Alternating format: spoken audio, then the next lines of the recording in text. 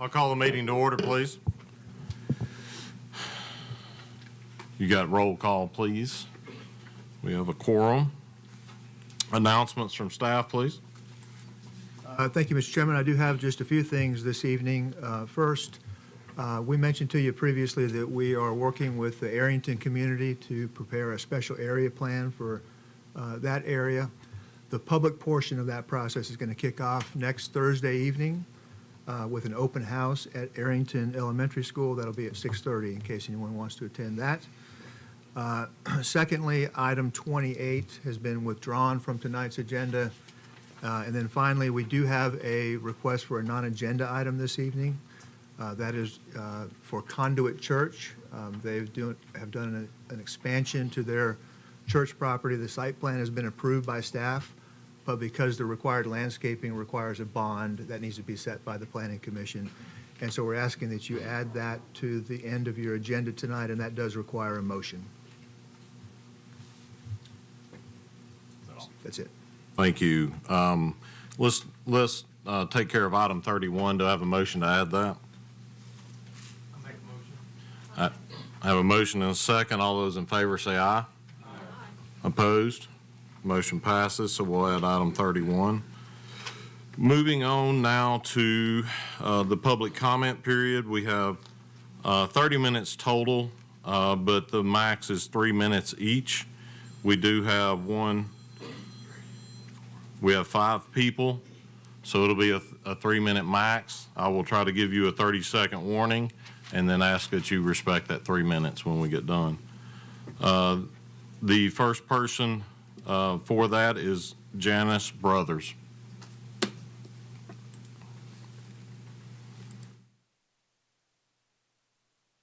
Hello, my name is Janice Brothers. Thank you for your time tonight.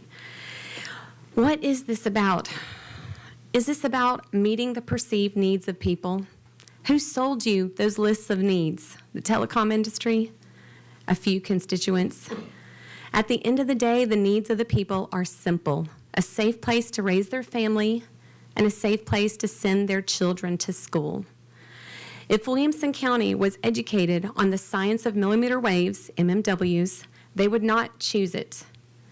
Would you choose to have your family be exposed to non-ionizing radiation at levels that contribute to the development of cancer and a whole host of life-altering ailments? Hey, and if they think this is so safe, let them spend 1,260 hours basking in MMWs. That's the average hours of time that children spend in a school year. Let's not have them entice you to roll this out to families and leave out their kids or their own health. What's the track record here? You don't have to look too far back or too deep to find serious missteps in regulation which attributed to the negative effects on health for large members of the population. And why do people move to Williamson County? For the reputation of the schools. That's why I moved here. And is that something that you really want to gamble? Because parents won't have it. And I would take my kid out of a 9 out of 10 school and move them to a 3 out of 10 like that if it meant their health. What good is a reputation of a county for the schools if the people are leaving with ill children? This is especially tragic when the needs of the people can be met with safer options like fiber optics. Just take a look at Chattanooga. And what good is it to leave, what good is it to have the school with a setback but not protect the residential areas too? That's why it's imperative to pass the amendment as is so children can be safe at school and at home. Just look at the parameters that have been allowed the telecom industry, and that tells you it's a pay to play, and we're better than that. Thank you. Hey, Janice, do you mind city of residence? Oh, Brentwood. Thank you. Thank you. So yes, if you will announce your city or county of residence, that would be great. The next one is Lee Wilson.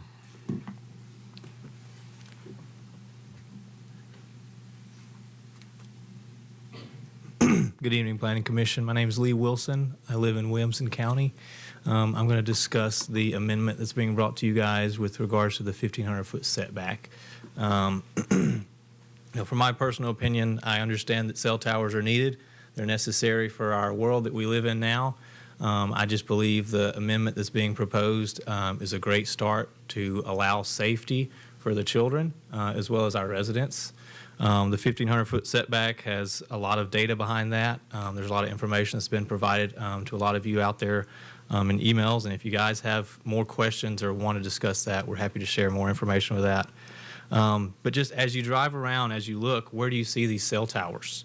Most of the time you see them on top of a mountain. I don't see cell towers on top of schools. I don't see them on top of police departments or fire departments or any of these areas. I don't see them near local parks.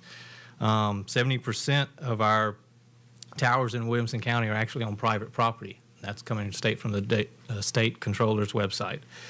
We've got a lot of land that we can issue out to place these areas, and there's alternative locations to put these towers.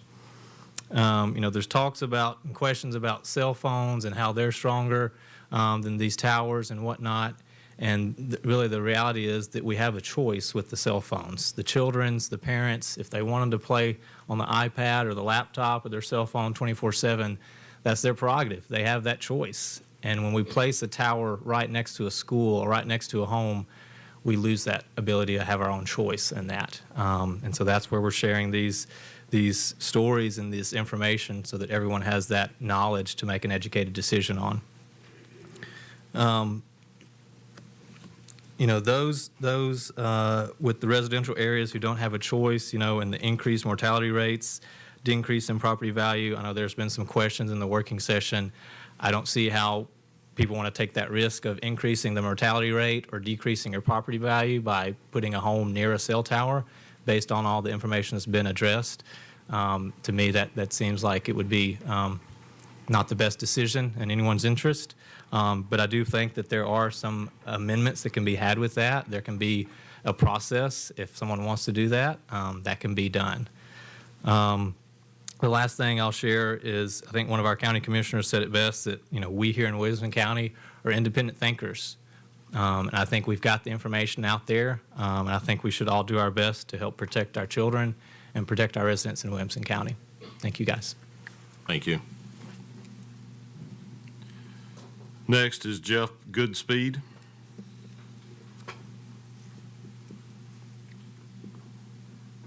Hello, my name is Jeff Goodspeed. I do live here in Williamson County. Y'all might remember me from me speaking at the meeting that took place here on January 29th. I would like to thank all of you who attended that meeting, and I feel that there was a lot of good information that was brought forth. I personally live in Watkins Creek, located next to Trinity Park and Trinity Elementary, where the 5G tower is placed.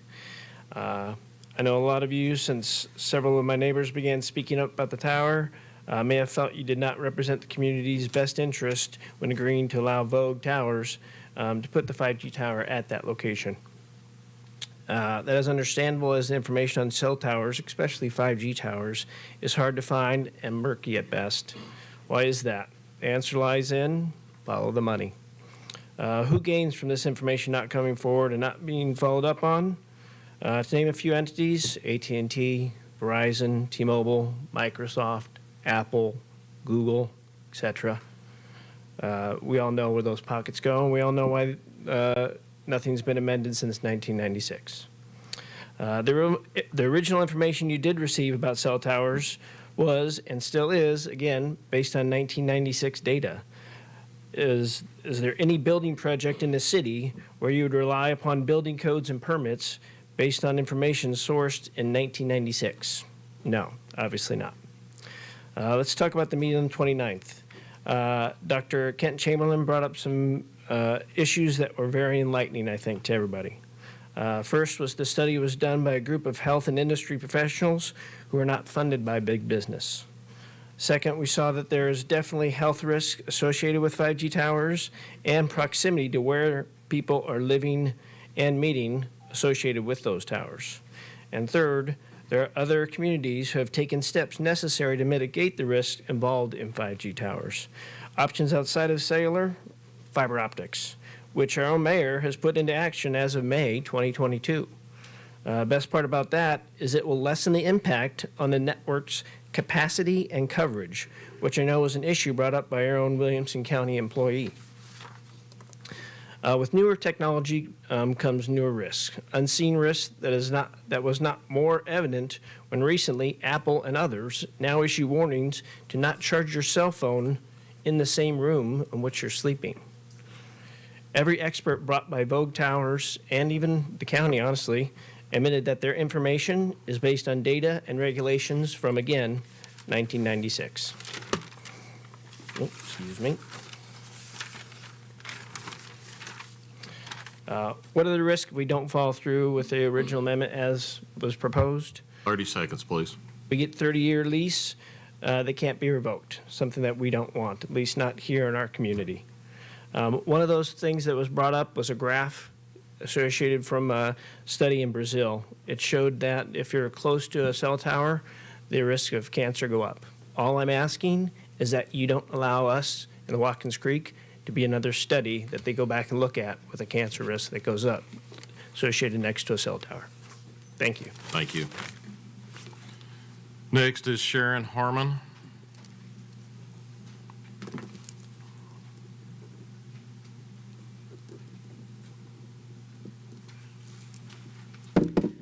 Hi, good evening, and thank you for letting me speak. Can you hear me okay? Someone asked me to come speak tonight because I am an EMF-sensitive person. So I'm going to speak basically for the children, for the teachers, and for the residents who are close to this tower. Because I became an EMF sensitive over 10 years ago when no one was talking about it. It's a real thing. People think it's in your head, but if you get sick and then change your EMF habits and see improvements, you will know it is not something that's in your head. But back then, I had to do my own research. I was sensitive to cell phones, cell towers, and dirty electricity.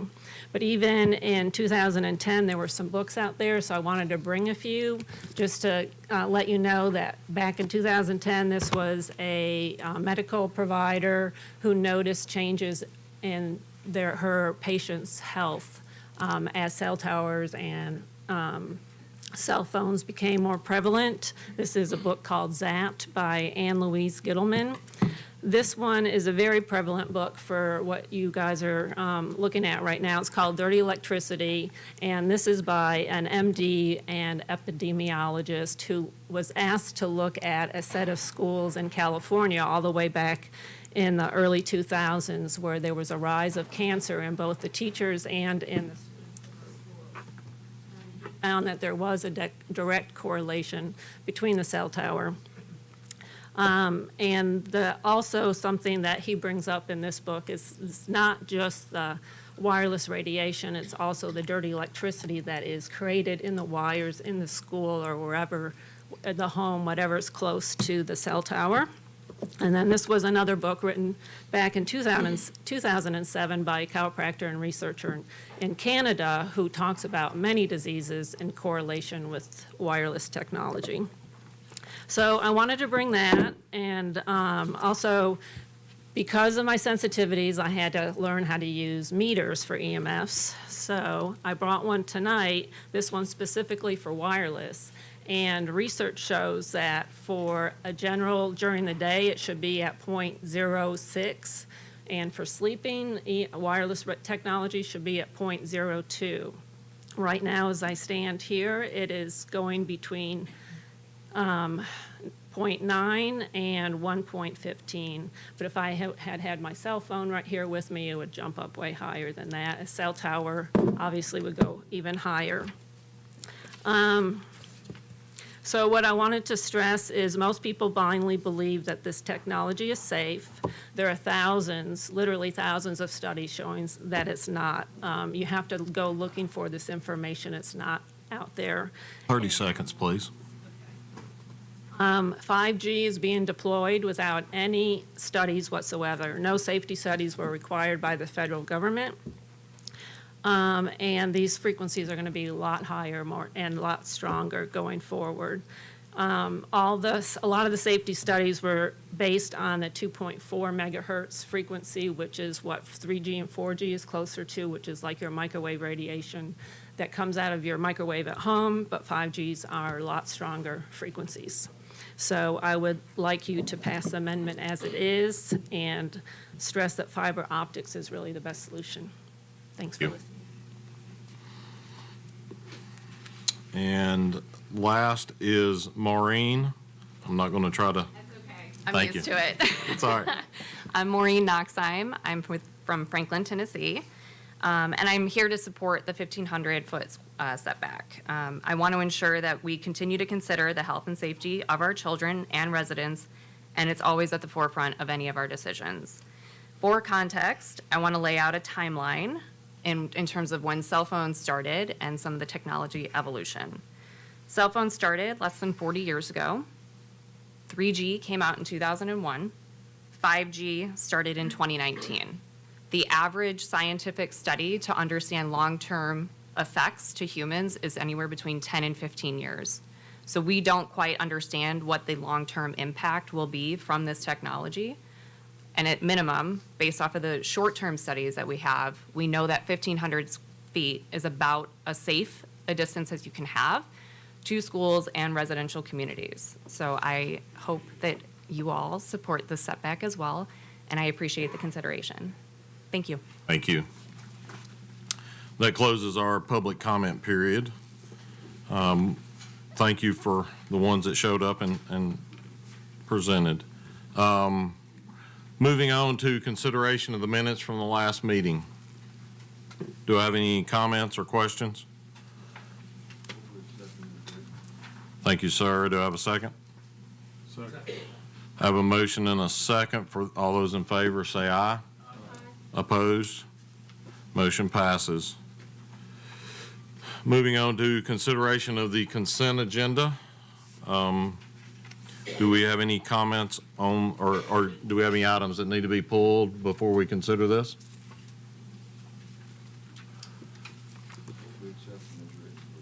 Thank you. Do I have a second? I have a motion and a second on the consent agenda. All those in favor say aye. Aye. All those opposed? Motion passes. Moving on now to item 25, under old business, proposed amendment to zoning ordinance section 11.06 related to telecommunications tower setbacks and notification provisions. Staff? Thank you, Mr. Chairman. I won't go into a whole lot of detail because this is your third meeting where you've talked about this. But as you know, the amendments arose because of some of the county commissioners receiving inquiries and concerns from some of their constituents as it relates to cell towers being constructed near schools. The other issue that was raised was concerns about how there wasn't sufficient notice to surrounding property owners when new cell towers are being proposed. So what the amendment is drafted, and that's on the screen right now, is the first part of it is to provide notice to the adjacent property owners prior to an application that an application for a new tower is proposed, and then the information that has to be provided to those adjacent property owners is the address, the map and parcel number, the proposed height of the tower, the proposed type of structure, and whether it will have lighting required by the FAA, the proposed fall radius, and some additional information. So when an applicant for a new tower files their application, they have to file proof of this notice and to whom it was sent. The adjacent property owners was chosen because that's how we notify all of the items that come before, like the Board of Zoning Appeals, something that has a public hearing. The second half of the draft amendment is increasing a setback from, right now it's drafted as 1,500 feet from any residential dwelling or any school or educational facility building where children are present for educational purposes. And as I explained at the last meeting, the reason I chose that language where children are present for educational purposes is because we have school buildings in this county that are no longer used as schools. They're used as other things, and so children either aren't present or they're not present for very long. And so I didn't want to specifically exclude those outright. So that's what the draft is. You have the staff report. You had the information from the work session on the 29th. Some of the questions that came up from the work session I sent to you all and followed up And then one of the requests that was made by a couple of the county commissioners was to see what a map would look like if the setback was applied to some schools and then the residential dwellings. And so we have some of those maps that we want to show you. Aaron, could you go to the next screen for me? So you got a Dropbox link today that actually shows a radius of 1,500 feet from all the schools, but keep in mind that this would only be applicable in the unincorporated county. So the 1,500 feet would apply to schools in the unincorporated county, or if a school is in the city limits, but a tower is being proposed in the unincorporated county, and for some reason the school's like right by the line. So they would still have that measurement, but the tower application is in the unincorporated county. So towers that are being proposed to be built inside the city limits would not be subject to this setback. The other thing to keep in mind when you're looking at this map, this is just for illustrative purposes, just at the request of the commissioners and some of you all that night, just so you can kind of see what this looks like.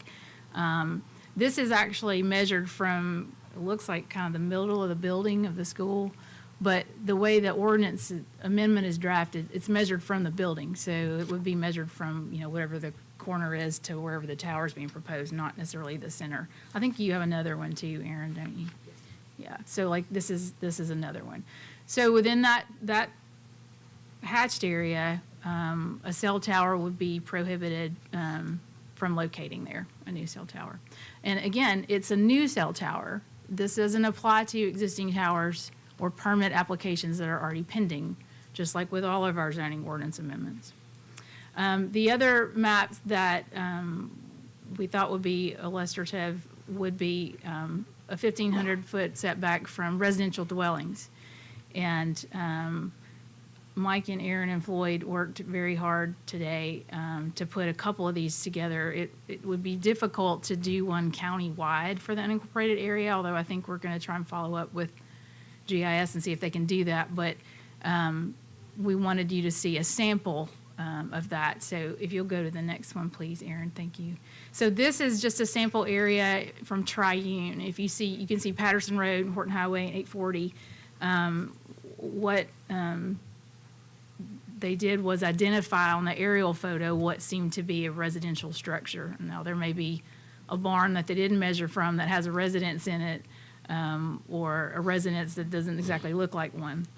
But this, again, this is just for illustrative purposes. So everywhere that's within those circles is somewhere that a tower could not be located if the 1,500-foot setback from residential dwelling is applied. So if you see there's quite a large area that would no longer be available for the location of a tower. And then the other one that they prepared is, this is out in the Bethesda area. You can see Bethesda Duplex Road and Bethesda Road, Bethesda Elementary. So and again, this is not from the schools, this is from residential dwellings, because there's the two parts in the proposed amendment. So as you can see, this one in particular, I mean, it's not just neighborhoods. It would be, if there's a farmhouse out in the county, it would be measured from the structure. So that's what this one is. And the reason these are important is because of the standards. It's not that local governments aren't concerned. It's that local governments have severe preemption of their authority by the federal government and the state government, frankly, in what we can do. There are preemption in lots of things, in how we can regulate alcoholic beverages, how we can regulate things like utilities. So it's not just this, but telecom in particular, there's significant preemption. And so I just want to remind you, because that's my job, sometimes to be the bad guy, what the standard is. So no state or local government or instrumentality thereof may regulate the construction or personal wireless facilities on the basis of the environmental effects of RF emissions to the extent that such facilities comply with the Commission, the FCC's, regulations concerning such emissions. So cell tower applicants have to demonstrate to the FCC that they meet the FCC's RF guidelines. Full stop. The county doesn't get to ask that question. The other standard I want to remind you of is that the regulation of the placement, construction, and modification of personal wireless service facilities by any state or local government or instrumentality thereof shall not prohibit or have the effect of prohibiting the provision of personal wireless services. Now, as legal counsel to the county, I will tell you, looking at these maps, I am concerned about this second provision. It appears, especially from this example in Bethesda, that it would be very difficult to locate a tower at all in that part of the county.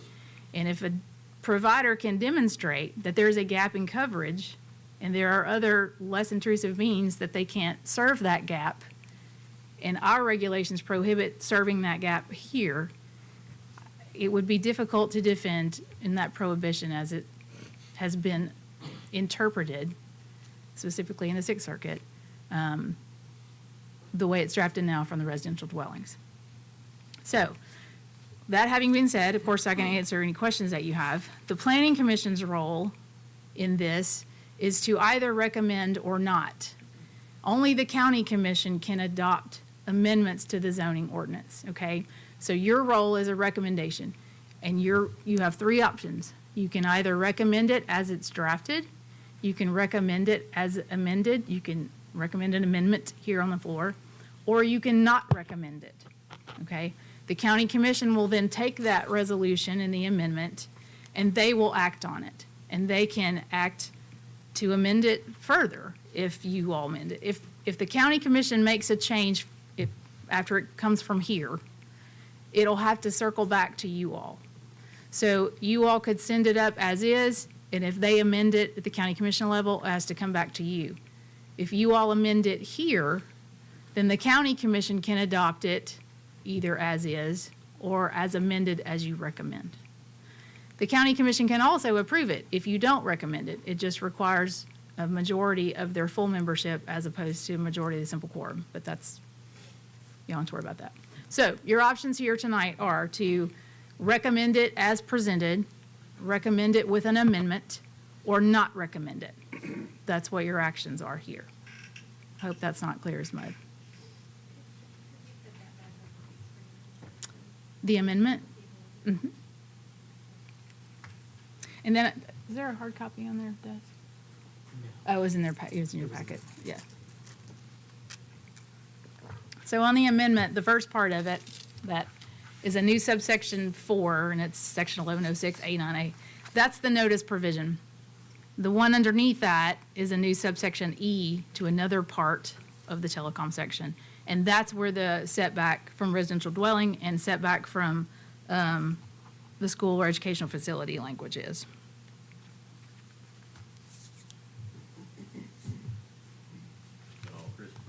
That's all, unless there's any questions, Mr. Chairman. Thank you. Mike, anything? Christie, you said that we can amend what's proposed or cannot amend No, what's proposed? you can. If you could recommend it with an amendment to the county commission here tonight, and that would enable the county commission to consider it either as proposed or as amended. Thank you. It's just the county commission can't amend it without you all seeing their amendment.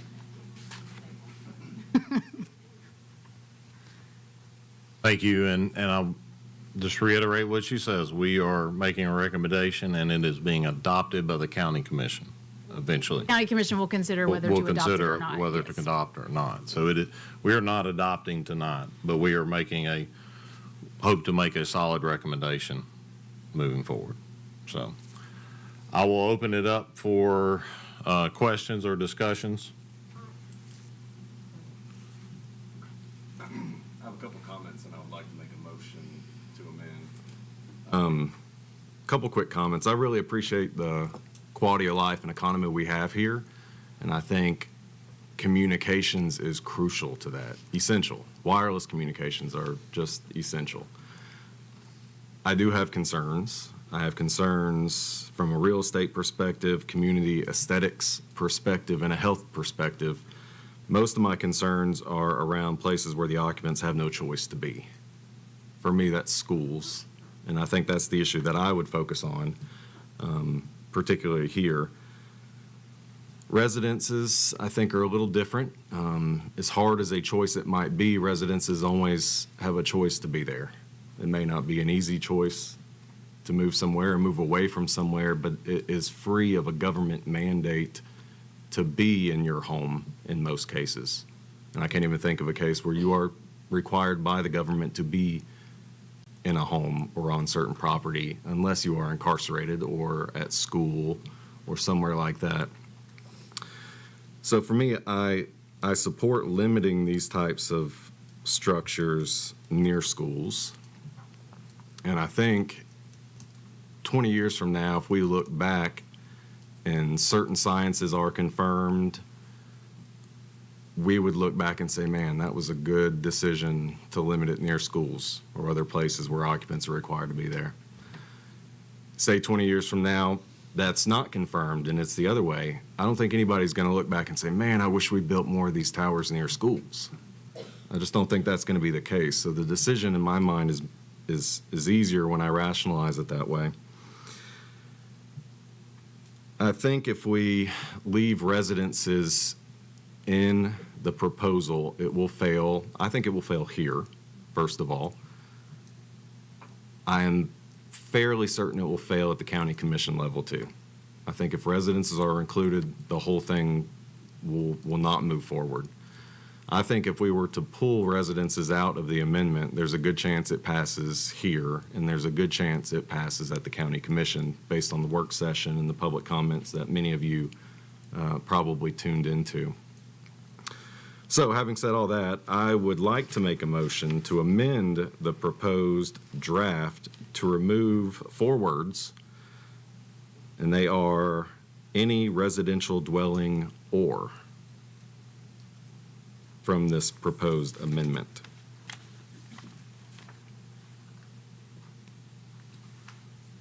Thank you, sir. I would second that and then have a comment. So we've got an amendment on the table, we've got a second, so now we can discuss the amendment first. Add on to that amendment. Okay. You want to do it now or do you want to discuss it? Well, okay, so right now you have a motion to approve with this amendment. It's not actually an amendment to a motion, which I know Okay. sounds. So what's pending is the amendment with that language removed, and there's the second. If you're going to propose a change to that, then yours is a motion to amend his motion. Don't you love Robert's rules? So then that's proper because it's technically there's just the one motion on the table right now, on the floor.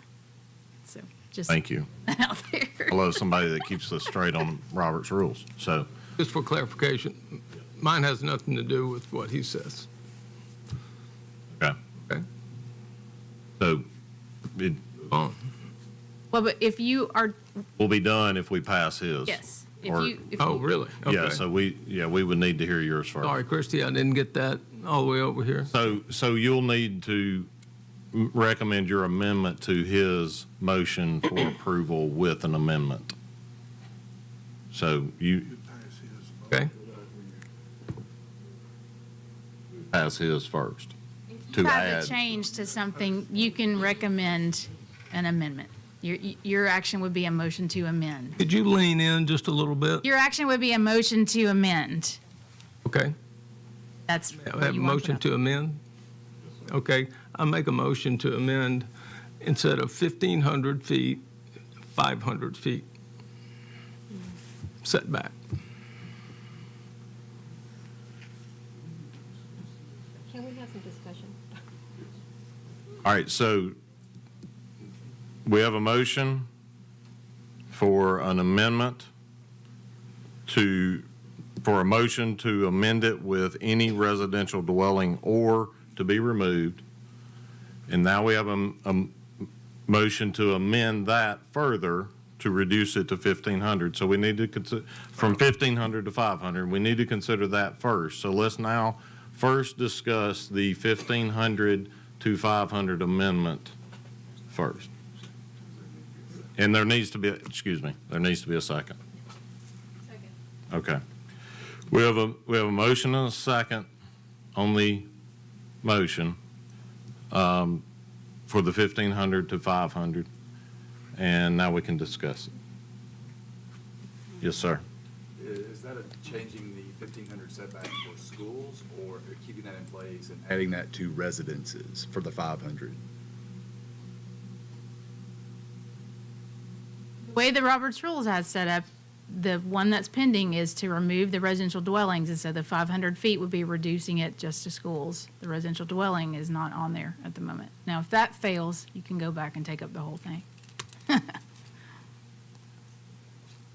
I do not support the 500 feet. I believe we need the 1,500 feet from the schools, but we need to remove the residential from that, as you recommended. I was in Bethesda, and I'm out there frequently. You can get no reception in Bethesda, regardless. And as we are looking at these maps, and we're looking at residences, particularly in Bethesda, there's no reception. And I believe that we need to, I agree with Brian's recommendation.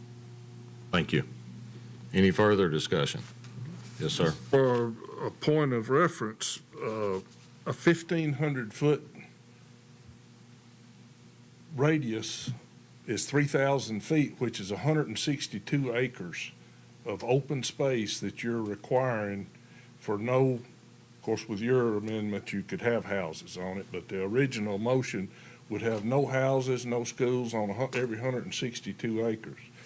Ben's, it's Super Bowl week, that's 123 football fields that would have to be open space in order to have a tower on it. And there's not that many areas that big in Williamson County that we could have extra towers on. So that's just a point of reference, and I've got it down to 500 feet is, a 500 foot is down to 18 acres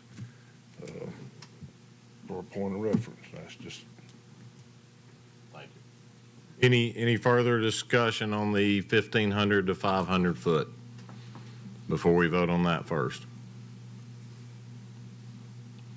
Seeing none, those in favor of amending the motion on the table to make the 1,500 to 500, all those in favor of the 1,500 to 500 amendment, say aye. Aye. All those opposed, nay. Yeah, do a show of hands. So all those in favor say aye. Aye. Wait a minute. I'm struggling with this because if residences are included,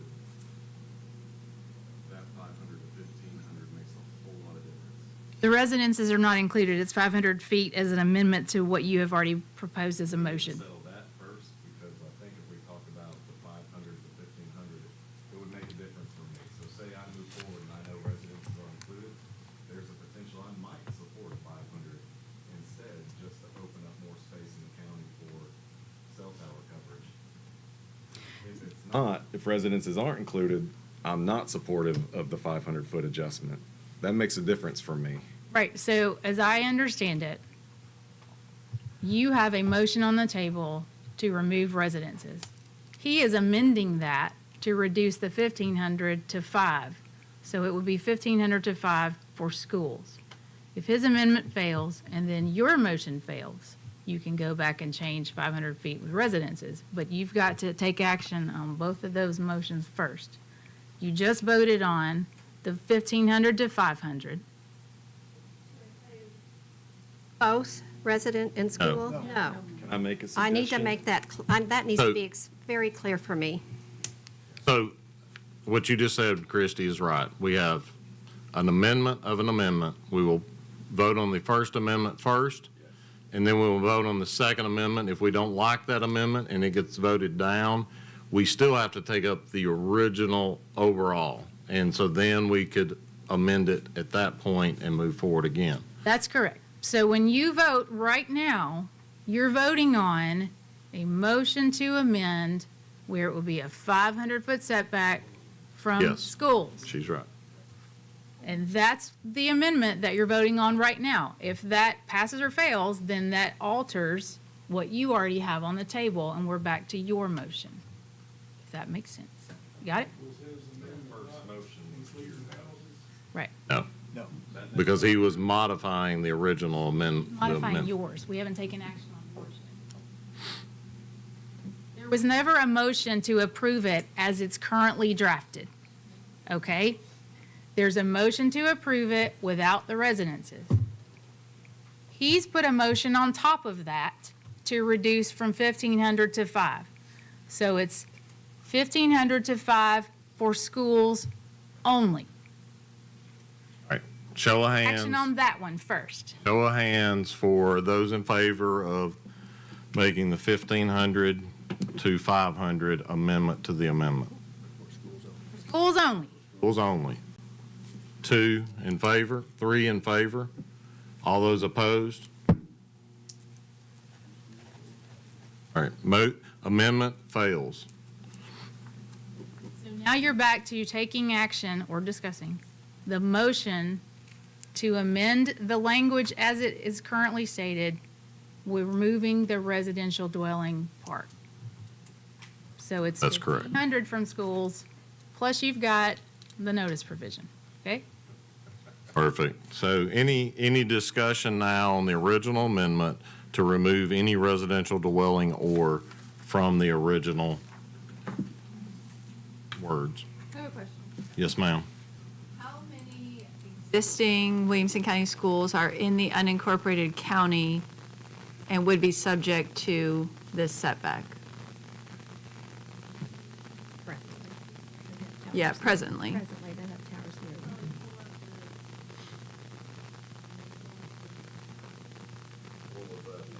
38 pages in that PDF, I believe.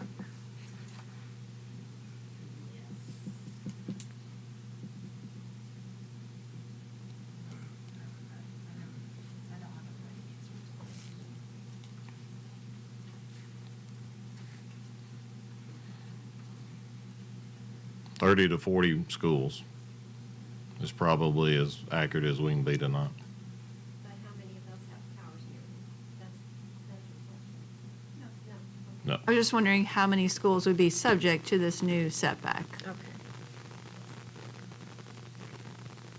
And do we have data on how many schools already have setback or already have cell towers within close proximity?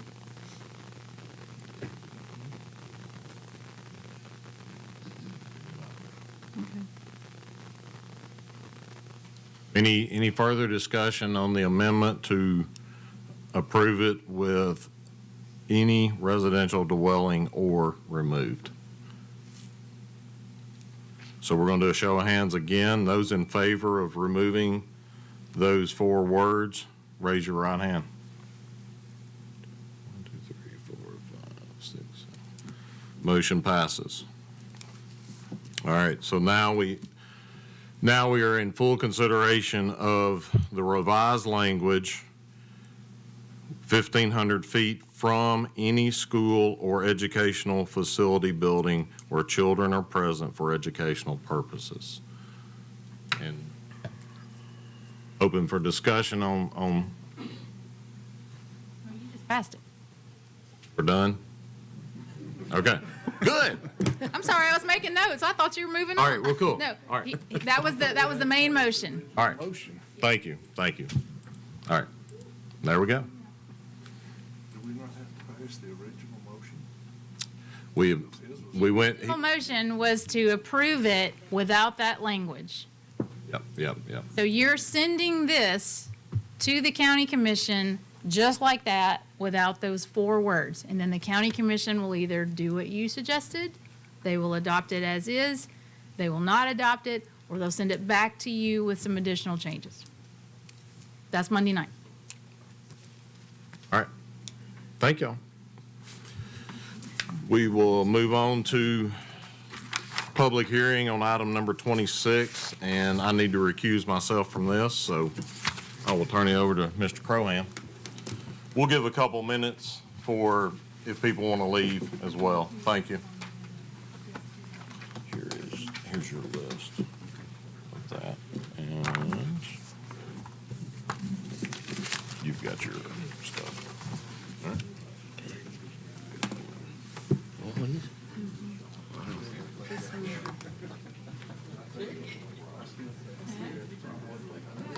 Corn, Blackman, Griffin, Morgan, Meese, Yes. We don't have a motion.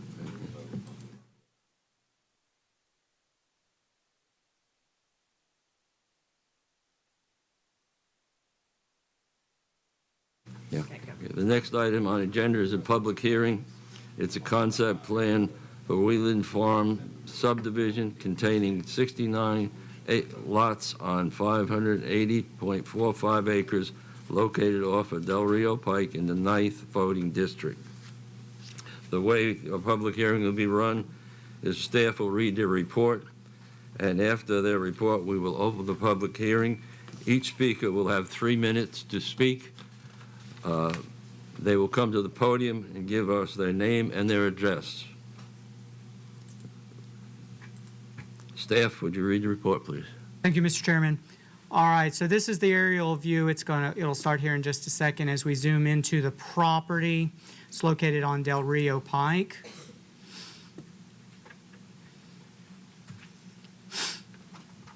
This is the property here. Okay, this is the property located on Del Rio Pike. I'm going to give you the outline of the property here. And so that we can orient ourselves, this is Del Rio Pike at the bottom of the screen. Also, Del Rio Pike comes along the eastern border as well. To our left is to Macatcher Parkway, and then to our right is to Cotton Lane. To the north is the West Harpeth River, and abutting the property is the Whitehall Farms subdivision, and these are the areas for the wastewater treatment and disposal system. Our natural resource protection plan, we're going to start out with the woodlands here that you see here that are in the green outlined on the property. There, 36.4% of the site is covered in tree canopy, and approximately 92% of the existing tree canopy will remain undisturbed. The floodplain of the West Harpeth River is here. And there are 4 areas of wetlands. This is the first one. The second one is they come up on the screen. Their third one, and then there is a fourth one. There are moderate and very steep slopes located on the property. Those are located along the West Harpeth River and along waterway natural areas, all located inside the open space. 70.5% of the site will remain in open space. This is the property here. This is, the property totals 580.45 acres. This is a 69 lot conservation subdivision that equates to 0.12 dwelling units per acre. The lots are between a half acre and 10.24 acres in size. This will be a private road and gated. And the traffic access analysis was performed with the county's traffic consultant, recommending the western side of Del Rio Pike be widened to 11-foot travel lane and 4-foot shoulder. This will be along both sections of Del Rio Pike, as you see here on your screen. Water will be provided by the city of Franklin. Wastewater is served by a non-traditional wastewater treatment and disposal system, which was approved by TDEC and by this body at your January meeting. Staff does recommend approval of the concept plan with the standard conditions outlined in the staff report, which must be addressed at future stages of development. Mr. Chairman? Time we'll open up the public hearing. The first person on the agenda will be John Korn.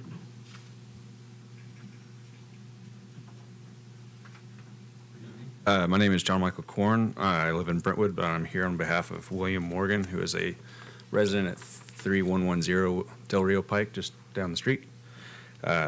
He has a spring on his property that provides water for his residents, and past it also for the neighboring residents, but that's no more.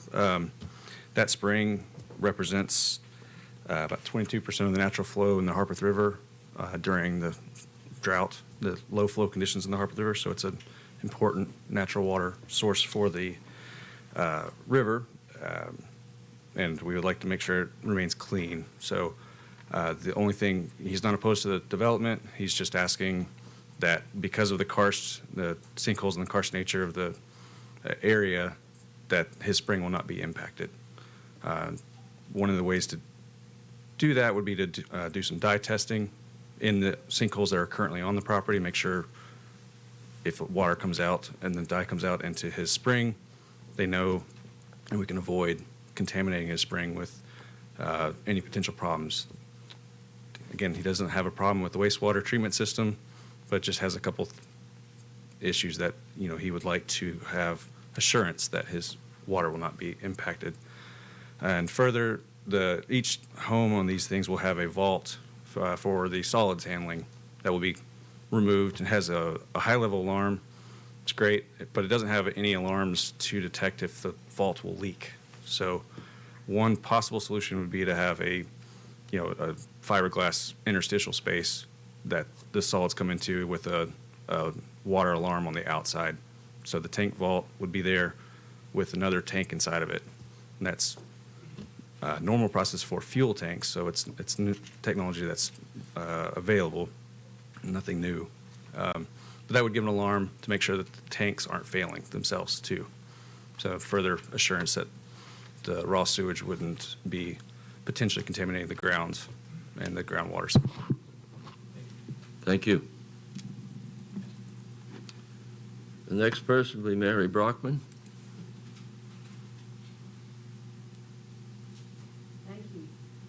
Mary Brockman, 1407 Old Hillsborough Road, Franklin, Williamson County. It seems like yesterday, but it was 10 years ago that Del Webb and Pulte Homes were going to put 800 houses on this property. At the time, Commissioner Ernie Williams and myself, I was commissioner for this district for 12 years. We, along with the community, could not support that. This is an incredible piece of property. It's along a scenic corridor that goes from Old Hillsborough to Old Natchez Trace. And so I am here to say, I want to be a champion for this development. This just doesn't happen. 200 acres conserved by the Land Trust for Tennessee in perpetuity on this property. Another 150 acres of land that is open space. It's so remarkable. I never dreamed that we would go from the 800 houses, which was to be annexed into the city of Franklin, to be here 10 years later. So just what I want to say is, hooray for this development. This is the kind of thing this really is a hallmark for this county, and to be here also as a founding board member for the Harpeth River watershed, which is now the Harpeth Conservancy, also champions the fact that this is going to protect the West Harpeth, which is an incredible resource, and then goes to the historic property, Meeting of the Waters, to meet the main Harpeth. So their work on this and their plan is so thoughtful. I just want to say, please support this, and a very enthusiastic hooray. Thank you. Abby Griffith?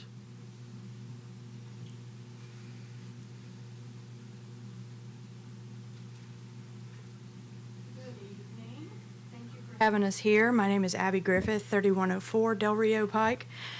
I'm here in effort to support the Morgan push to try to get a dye test done for this spring.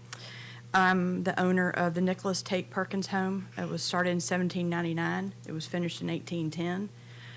We can be pretty sure that the reason that the original builders put the home there was because of that spring.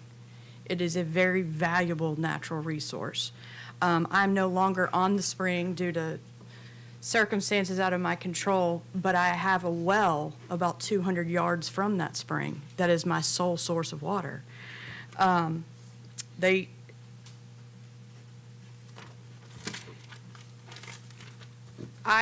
along with all my other neighbors that I've spoken to, are just seriously applaud this development. We are very excited about it. We think it's the best purpose for that land. However, this is opportunity for us to say, hey, can we just take a second and request development, do a dye test, because anything you do above ground can affect things underground. We want to protect these natural resources for our future generations, and thank you for your time and for hearing us. Morgan?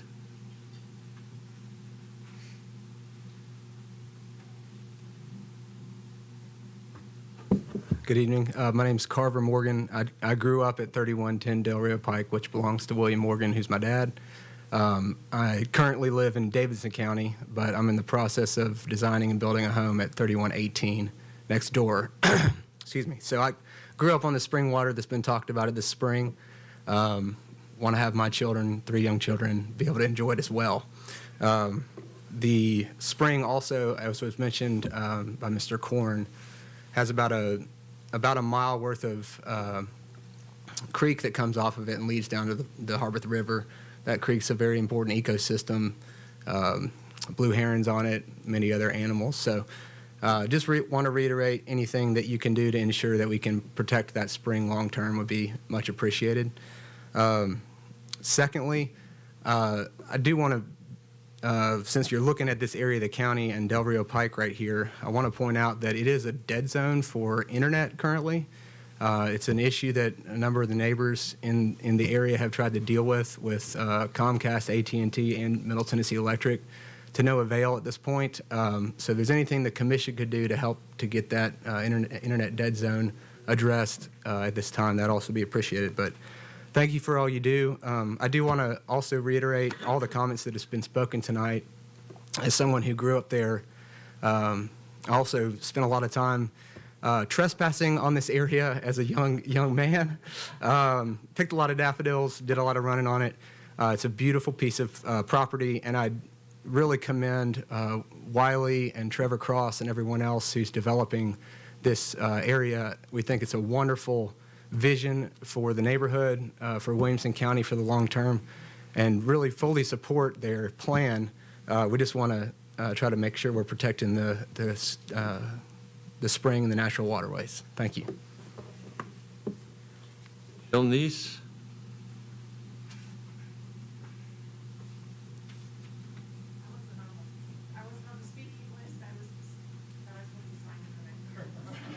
Okay, thank you.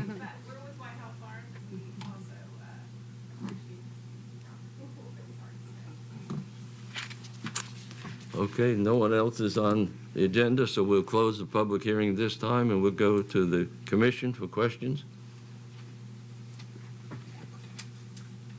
Is the applicant present?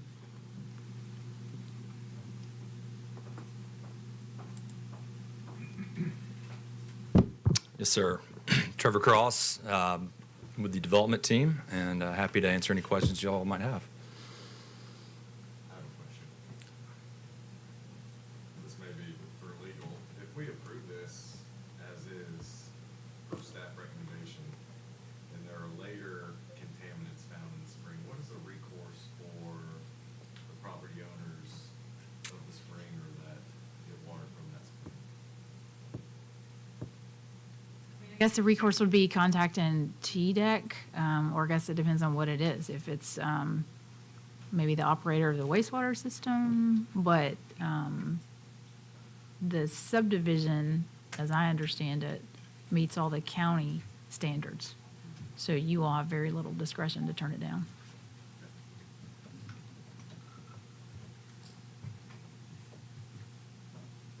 Make a request that the dye test be made? Certainly request it, but you cannot require it. It's not within our authority to do so.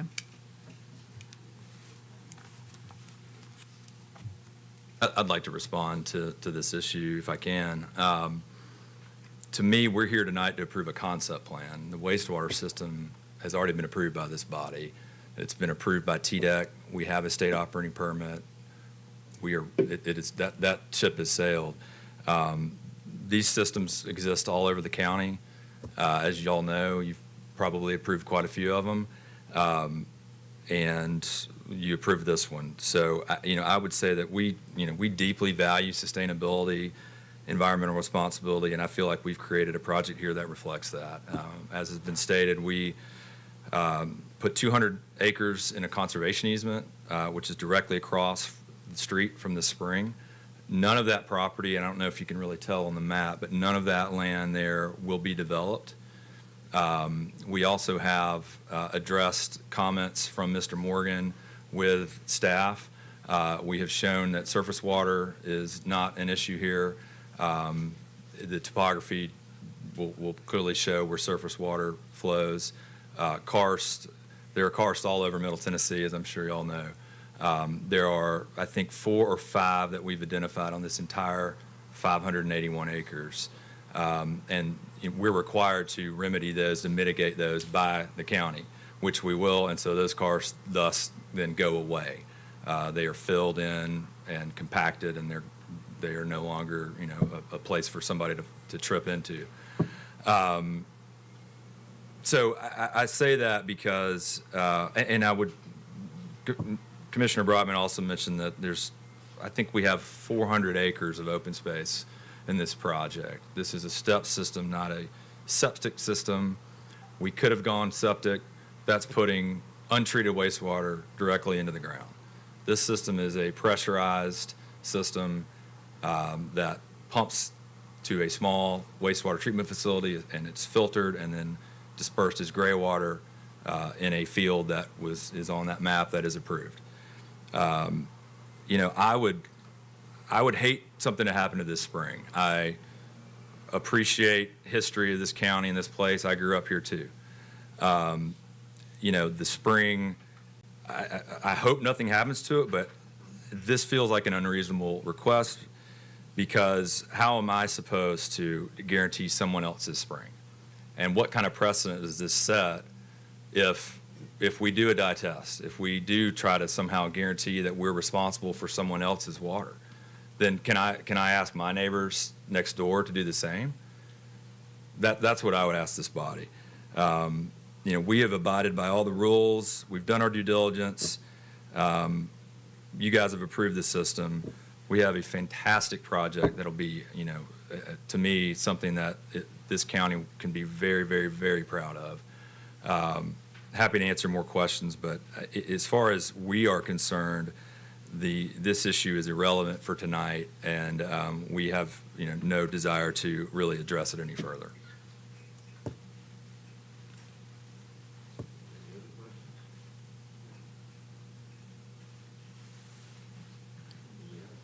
Have a motion. I don't have a question for the applicant, I just have a question. And maybe I'm not remembering correctly, but when we, as a body, considered the wastewater system, did we have any of this public comment or questions about the spring house and the dye test? Because I don't remember that happening at that time. Right, so this is the first time we've heard of that, concern. When he sent in the email. Right. This week. Right. Other questions? Do we have a motion?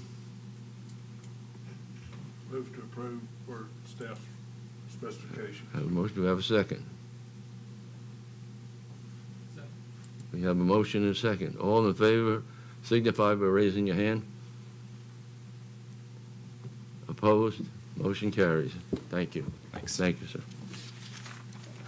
It'll take just a minute. The chairman will return.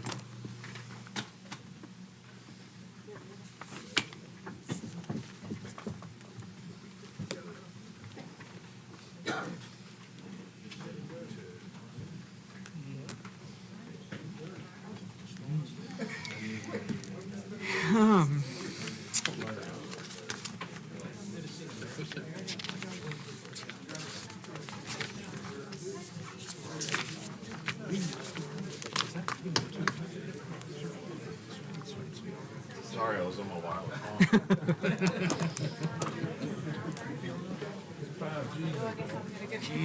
It is, actually. All right, are we on 27? Yeah.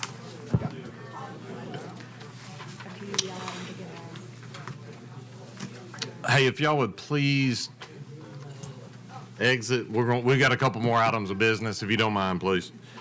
Moving on to item number 27, preliminary plat, review for Lot 3 Marlin subdivision, large lot easement subdivision containing one lot on 5.03 acres, located off Lewisburg Pike in the 2nd voting district. Thank you, Mr. Chairman. At this time, the applicant is requesting deferral to the March 2024 Planning Commission meeting. Okay. Hey, listen, please. All right, it's getting better. All right, Charlie. Were you back on? Yeah. All right, Lincoln. Who was All it? right. Oh, Lincoln, I'm sorry. The applicant is requesting deferral to the March 2024 meeting. Thank you. Do I have a motion for deferral? Second? All those in favor say aye. Aye. Motion passes. Item 28 was withdrawn. Items 29 and 30 were on consent. And so now we're on item 31, which was the added item of business for the evening. So that is establishment of a landscaping bond for landscaping improvements for Conduit Church on 10.99 acres located on Lewisburg Pike in the 2nd voting district. Staff? Thank you, Mr. Chairman. A site plan's been reviewed and approved by staff, and there's a landscaping bond required. Staff recommends establishment of performance bond for landscaping in the amount of $12,850. Thank you. Do we have any discussion on this item? Thank you. Second? Have a motion and a second. All those in favor say aye. Those opposed, motion passes. We are, motion for adjournment? Thank you. Let's go home. Thank y'all.